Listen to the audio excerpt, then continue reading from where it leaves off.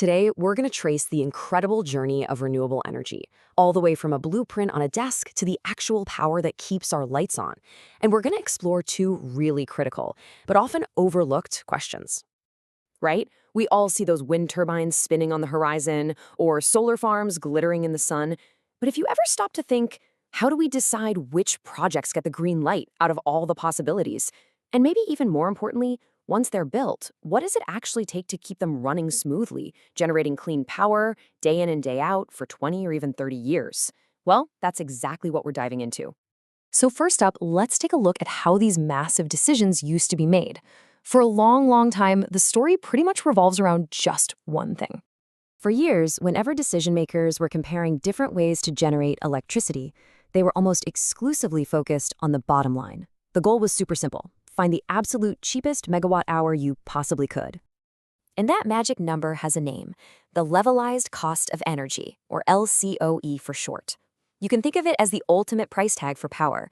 It basically averages out the total cost to build, operate, and maybe fuel a plant over its entire life, and then divides it by all the electricity it's expected to produce. It's a really powerful tool for a simple apples-to-apples cost comparison. But here's the catch. When you're only looking at that one number, you get this sort of tunnel vision. This unidimensional approach can be pretty short-sighted, and it often penalizes exciting new technologies, the really cutting-edge stuff like floating offshore wind or wave energy.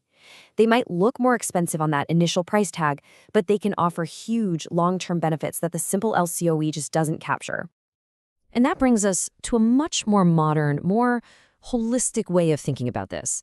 Instead of just asking what's the cheapest, the question becomes, what's actually the best? So today, the experts use what's called a multi-criteria framework that looks at the whole picture. It's kind of like buying a car, right? You don't just look at the sticker price. You think about fuel efficiency, you check the safety ratings, maybe you even care about where it was built. It's the same for energy projects. First, you've got the techno-economics. Cost is still in there, of course, along with financial returns. Then you've got the environmental angle. What's its carbon footprint? How efficient is it really? And third, and this is a big one, the socio-economic benefits. How many local jobs is this thing going to create? What kind of economic value does it bring to the community? And to make sense of all this complex data, they often use these cool-looking polar charts. So instead of just one number, you get this complete visual profile.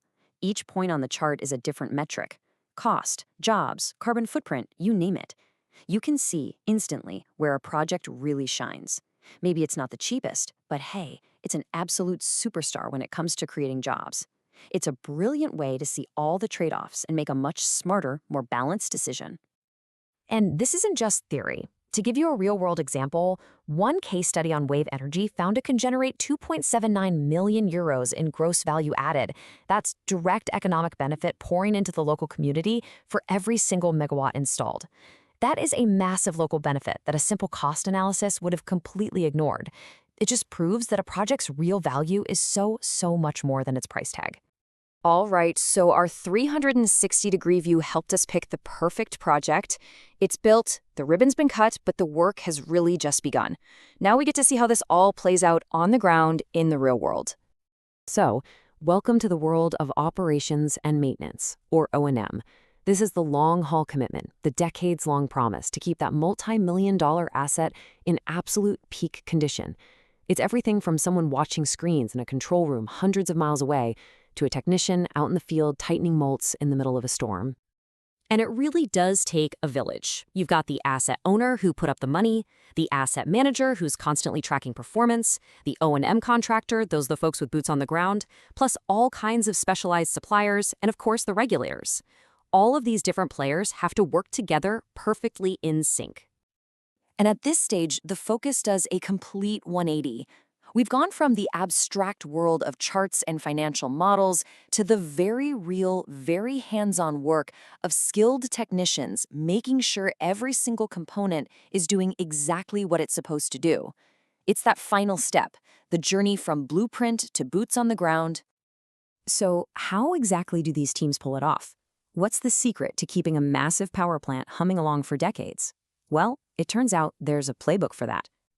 Maintenance really comes in three flavors. First, you have preventative maintenance. Think of this like getting a regular oil change for your car. It's all about scheduled checkups. Then there's corrective maintenance. That's when something actually breaks and you have to fix it, like getting a flat tire. But the real game changer, the holy grail, is the third type, predictive maintenance. This is where you use data from all kinds of sensors to spot a tiny problem, predict a future failure, and then fix the part before it ever has a chance to break. So what does that really mean? It's all about using data to forecast when something might start to wear out. And this shift from being reactive, waiting for things to break, to being proactive is, well, it's everything. It means less downtime, more energy production, and at the end of the day, it lowers the cost of electricity for all of us. It's simply the smartest way to protect these vital pieces of our energy future. So let's pull these two halves of the story together. We've seen the two critical, and actually very different, sides of a renewable energy project's life. A successful energy transition isn't just about one or the other. You have to get both sides of this equation right. You need to make those smart, holistic choices on the front end, picking the projects that deliver the absolute maximum value. And then you need that diligent, data-driven management for decades to make sure those projects actually deliver on their promise. Having one without the other, it just doesn't work. So the next time you drive past a solar farm or see a turbine spinning against the sky, I hope you see more than just a piece of technology. I hope you see the result of a really complex, balanced decision, a choice that carefully weighed cost against community and climate impact, and I hope you see the silent, constant, and vital effort of a dedicated team, working every single day to turn that smart choice into the clean power that fuels our world.